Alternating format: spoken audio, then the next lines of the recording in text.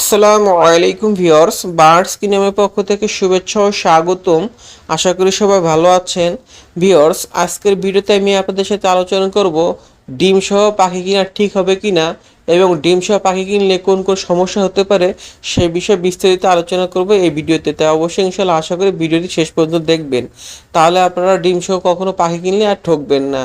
তো ভিউয়ার্স, আপনারা যারা আমার চ্যানেলে নতুন ভিডিও দেখছেন, আপনাদের কাছে একটা রিকোয়েস্ট, অবশ্যই আমার চ্যানেলটা সাবস্ক্রাইব করে রাখুন এবং পাশে থাকা বেল আইকনে প্রেস করে রাখুন, তাহলে আমার দেওয়া নতুন নতুন পাখির ভিডিওগুলি সবার আগে আপনার নোটিফিকেশনে পৌঁছে যাবে।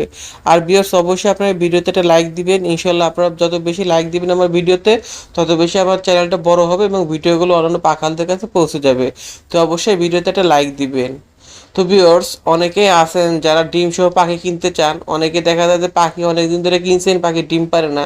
তো এই জন্য আপনাদের অনেকেই শখ থাকে যে ডিম সহ পাখি কিনে আনবো, তাহলে আমার এখানে আসে পাখি বাচ্চা ফুটাবে ডিম থেকে, আমি দ্রুত ডিম বাচ্চা পাবো।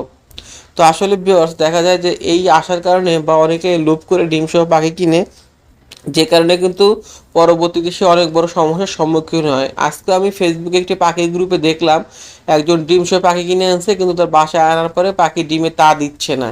তো এর মূল কারণ হলো যে যখন আপনি ডিম সহ পাখি কিনে আনবেন, নতুন জায়গায় নতুন অবস্থায় কিন্তু পাখি ভয়ে থাকে, আতঙ্কে থাকে, যে কারণে পাখি ওই ডিমে তা দেওয়ার কথা মনেই পড়ে না। সে বরং আর ভয়ে থাকে নতুন জায়গায় আসার কারণে, যে কারণে সে আতঙ্কিত থাকার কারণে ডিমে তা দেয় না। এই জন্য আপনারা কখনো ভুলেও ডিম সহ পাখি কিনবেন না।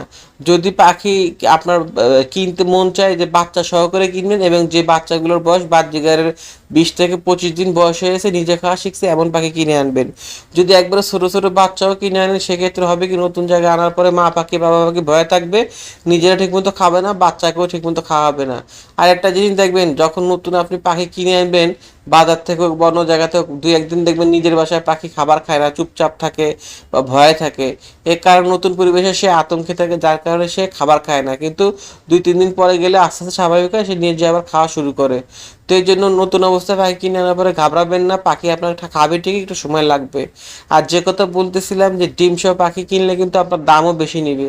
দেখা গেলো একজোড়া অ্যাডাল্ট বা রানিং বাজিকার পাখি 800 থেকে 1000 টাকা নিবে, ডিম সহ নিলে কিন্তু আপনার থেকে 200 টাকা বেশি নিবে। তো আপনি ডিম সহ একদিকে কিনলে আপনার লস, দ্বিতীয়ত দেখা যাবে যে ওই ডিমগুলো নষ্ট হবে। আর একটা জিনিস মনে রাখবেন, ভালো পাখি ডিম বাচ্চা করে এরকম পাখি কিন্তু ডিম সহ সেল করবে না। যখন দেখা যায় যে একটা পাখি 2-3বার ডিম পারছে, ডিম পেরে নষ্ট করছে, ডিম ফুটতেছে না, বা ডিম নিজের পাখি নিজে খেয়ে ফেলতেছে, এই ক্ষেত্রে কিন্তু দেখা যায় ওই পেয়ারটা ডিম পাড়ার সাথে সাথে পাখালরা অনেকেই অন্যকে ঠকানোর জন্য বিক্রয় করে দেয়। তো এই জন্য আপনারা ডিম সহ কিনবেন না। আপনারা ডিম যেগুলো আপনার রানিং পেয়ার আগে ডিম বাচ্চা করছে ভিডিও আছে, ওগুলো ভিডিও দেখে পাখি কিনবেন।